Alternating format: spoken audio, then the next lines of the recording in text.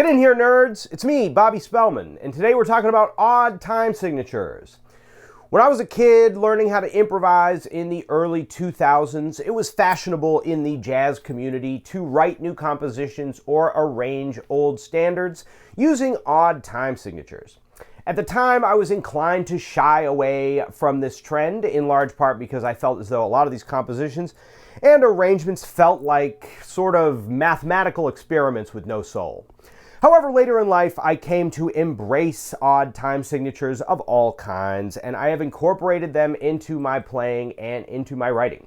So today, I wanted to tell you the tale of how I came to embrace odd time signatures with the help of lessons that I learned from jazz bassist Dave Holland, as well as Ottoman-era Bulgarian peasants, on this exciting episode of Theory with Bob. Growing up in the United States, listening to jazz, blues, funk, soul, rock and roll, American folk music, and the like, a lot of the music that you hear is written in 4/4 time. Now, every once in a while, they'd sneak something in like a 3/4 or a 6/8 or a 12/8 or the occasional 2/4 march at a parade, for example. But we were less used to dealing with and listening to odd time signatures like 5/4 or 7/8 or 11/8 that may be commonplace in folk music from around the world. Now, in our modern age, it is common to combine various different traditions from around the world or to experiment with odd time signatures in new jazz compositions. And it is useful for that reason to be able to comfortably navigate these odd time signatures in a creative way. I know that when I started playing music in odd time signatures, I felt like I was spending so much time counting and so much energy counting and trying to figure out where I was that I wasn't able to be creative and invent organic solos. It was only after a number of years of grappling sporadically with this particular issue that a couple of tips and tricks that I picked up throughout the way taught me how to really assimilate these odd time signatures into my greater rhythmic vocabulary and enabled me to be creative with these odd time signatures. So I'm going to tell you some stories today about how I came to really appreciate these odd time signatures and now continue to play them and write with them. Now we're going to start at the end and work our way back towards the beginning. So most recently, in the last couple years, I had the opportunity to play a number of tours with Chochek Brass Band, my friends from Boston, including the leader Sam Duchesne and others. And in doing that, I had to learn how to play a number of traditional Balkan pieces. Now, the most interesting one to me, and one that I've talked about on this channel in past episodes, was a tune called Gankino Oro, which is written in 11/8 time. You could also make the argument that it's 11/16, but I think you will find in this video that it does not matter whether we call it 11/8 or 11/16. Nonetheless, we're dealing with a time signature that was in 11. Now, this is fairly complex, and when I first started to learn this music, it was hard to keep track of exactly where the one was or where the beat was, and then when you started to improvise, things got even crazier. But what I learned from the process is that the people who traditionally dance to this music are not thinking of it the way that we would think of it in Western music. So oftentimes when we have a complicated time signature like 11/8, we will count it in one of two ways. Either all 8 notes, 1, 2, 3, 4, 5, 6, 7, 8, 9, 10, 11, 1, 2, 3, 4, 5, 6, 7, 8, 9, 10, 11, 1, 2, 3, 4, 5, 6, 7, 8, 9, 10, 11. That doesn't give us a lot of information, and you got to be counting constantly. The other way we will often count through time signatures like this is to divide them into smaller phrases. So in the example of the Gankino rhythm, which is very similar, it's identical in my mind, but there's probably some subtle differences from the Kopanitsa rhythm. What you have is 1 2 1 2 1 2 3 1 2 1 2 1 2 1 2 1 2 3 1 2 1 2. Now that's a very specific grouping of eighth notes, which gives the rhythm a particular feel that would be very different if you were to arrange those groupings in different ways. Now, what I learned is that people have been dancing to these rhythms for centuries. And it's kind of amazing coming from a tradition that is largely in 4/4 time to imagine a group of Ottoman-era Bulgarian peasants all dancing together in 11/8. Oftentimes in Western music and in American jazz and the like, we use odd time signatures to really create a certain amount of excitement in our music, but it tends to be sort of an experimental approach. Whereas when I learned more about the Gankino or Kopanitsa rhythm, I found it very fascinating that all of these people would be able to just dance to this with these folk dances without having to do a lot of, extraneous music theory to get to where they needed to be. I also had the opportunity years ago to go to Golden Fest in New York City, and I remember seeing this before I really had to learn this music. I remember seeing just crowds of people dancing in 11/8 time to these, at the time, exotic Balkan rhythms, and I really loved it. It was really a fantastic thing to see.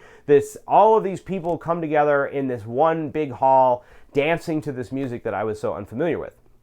So what I learned about the way that a lot of the traditional Balkan dancers will think about these rhythms is that rather than thinking of it as 1 2 1 2 1 2 3 1 2 1 2, they will divide these groupings into quick and slow beats, or short and long. So a quick beat consists of 2 8 notes, and a long beat would consist of 3 8 notes. So in that case, rather than counting it out as 1 2 1 2 1 2 3 1 2 1 2 1 2 1 2 1 2 3 1 2 1 2, we could make that rhythm sound like this: quick, quick, slow, quick, quick, quick, quick, slow, quick, quick, quick, quick, slow, quick, quick.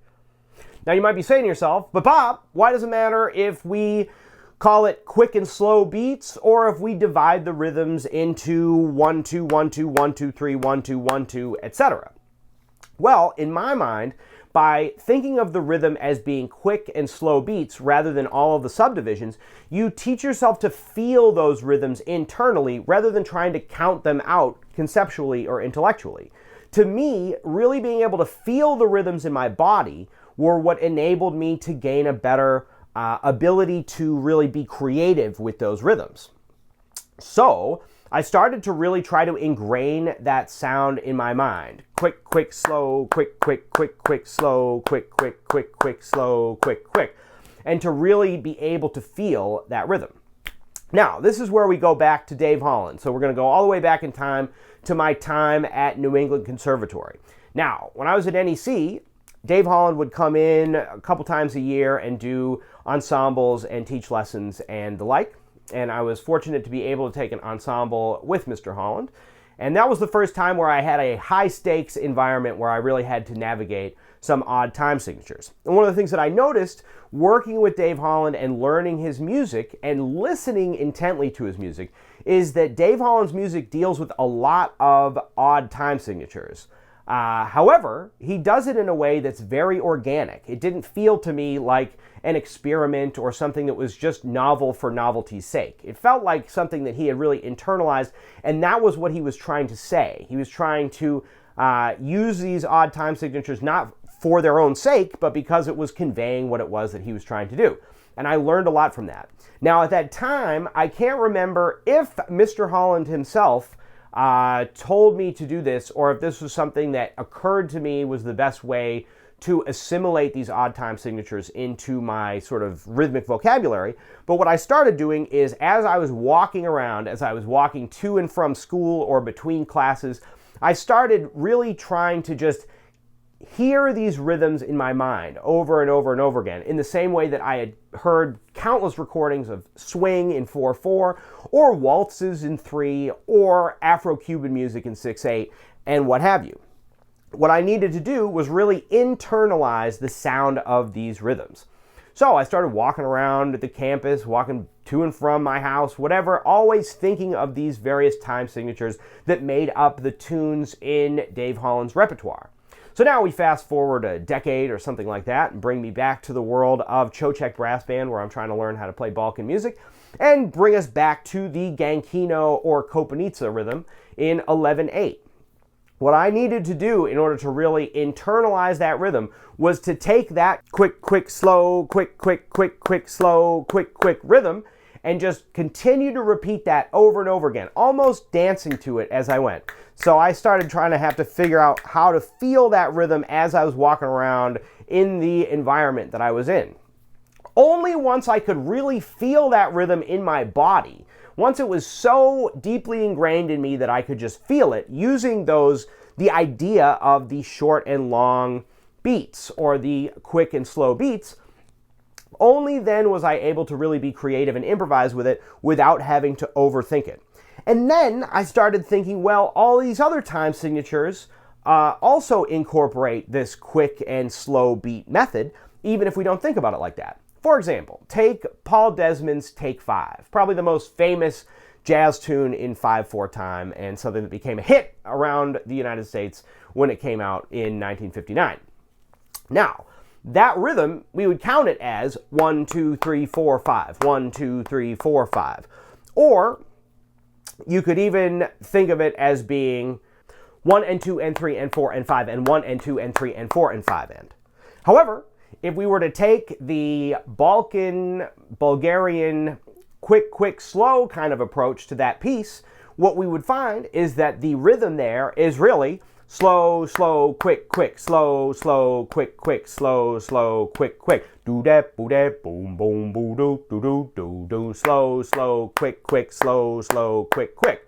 Now, it's still in 5/4 time in that it's 5 quarter notes per measure, but that feel is so different than if that feel were flipped upside down, where instead you had 1, 2, 3, 4, 5, quick, slow, slow, quick, slow, slow, quick, slow, slow. That's a totally different feel.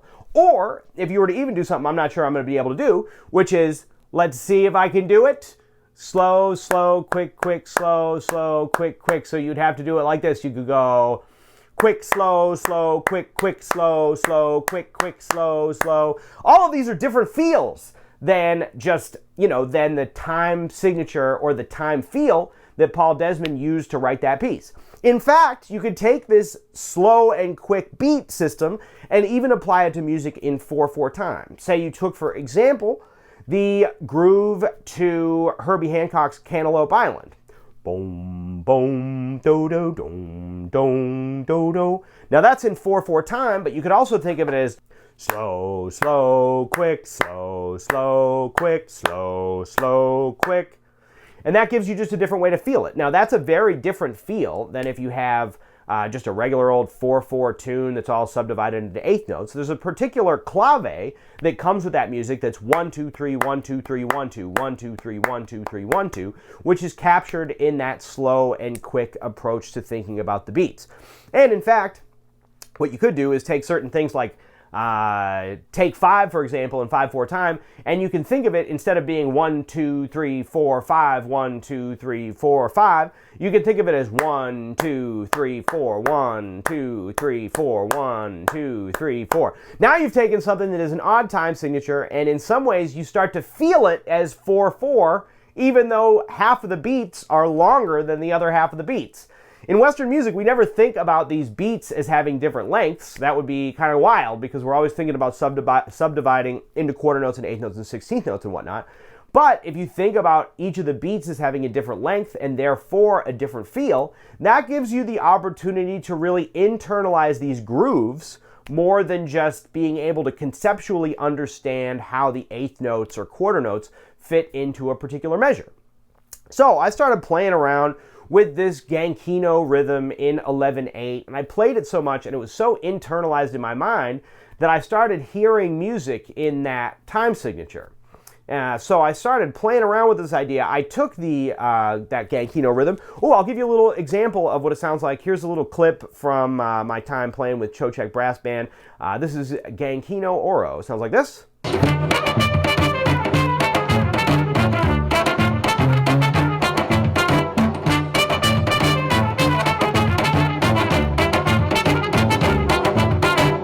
So after playing that rhythm for a little while, I thought it'd be fun to take that groove and slow it down a little bit and see if I could take that old Bulgarian dance rhythm and make it a little bit funkier. So I started playing on the drums. I started trying to incorporate it with some funk grooves or some jazz grooves and things like that and see what it would feel like to play kind of a funk in 11/8 time. And that sounded a little something like this.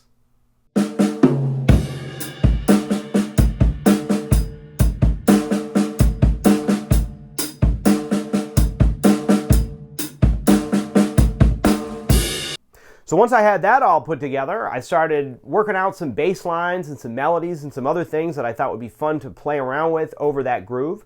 And that became the most recent release from my fusion band, the Voodoo Club, called Gankino Novo. That's the new Gankino.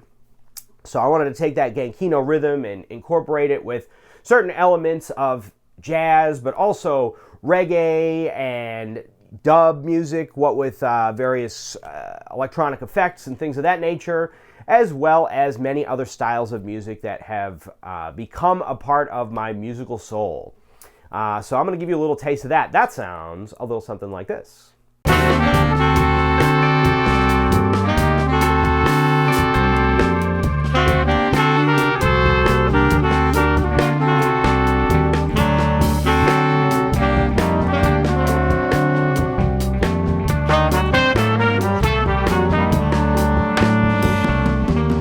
So even though I started off a little apprehensive about the odd time signature thing, it has become an important part of my musical vocabulary only because I have been able to make it more of an organic part of the way that I hear music. In order to be able to be creative with odd time signatures or various modes and any other thing that might be exotic to us in, given the way that we grew up or the music that we were used to listening to, the only way to really get there is to internalize that music and internalize those rhythms so much that it just becomes a part of you, that you don't have to think about it, that it's an organic part of your playing and of your sort of listening diet, let's say.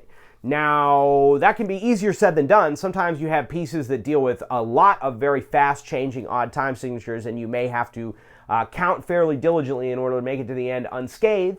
But nonetheless, you will have a much better time with it if you can feel those rhythms internally and if you can dance to them to whatever degree you can.